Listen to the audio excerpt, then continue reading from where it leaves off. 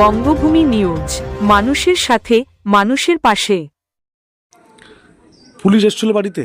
হ্যাঁ, কি এসে কি বললো? এসছে, হুম। বলছে আপনার ছেলের নাম প্রভাস মণ্ডল। আমি হ্যাঁ, তা আপনার ছেলে মারা গেছে, হুম। আপনি দেখতে চান?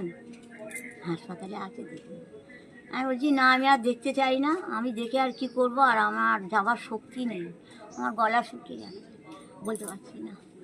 হ্যাঁ, তাই বলছে আমার যাওয়ার শক্তি নেই, আমি যাব না, তোমরা থাকো। বলছে ওর তো আই কার্ড লাগবে।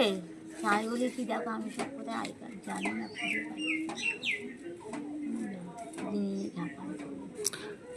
ছেলে যে মৃত্যু হলো তাতে আপনার কষ্ট হচ্ছে না? আমার কষ্ট, মার তো কষ্ট হবে, আমি সে কষ্ট দরকার নেই, ও যা কর্ম করেছে তাতেই গেছে, আমার শান্তি। মানে ও যে নাবালিকার সঙ্গে যে হ্যাঁ, অত্যাচার করেছে, যা করেছে তাতেই ওর মৃত্যু হয়ে গেছে, ভালোই হয়েছে। আপনারা কি মৃতদেহ আনতে যাবেন?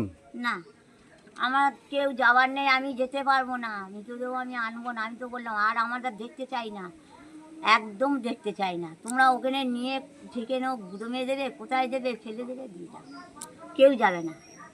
আচ্ছা, ওর আচরণে কি আপনারা কি ক্ষুব্ধ ছিলেন? ও মানে খুব অতিষ্ঠ ছিলেন? দেখো, আমি আর ওসব কিছু বলতে পারবো না। ও যে গেলে আমাদের কথা শুনি, বিশেষ করে মার কথা যদি না শুনি, নিজে নেশা ভাঙ করে, তা আমার অত আর কিচ্ছু বলার নেই। আপনার কি নাম? শুনলাম পুলিশ কখন এসেছিল? এই তো এই সকাল 5:30 6টা নাগাদ।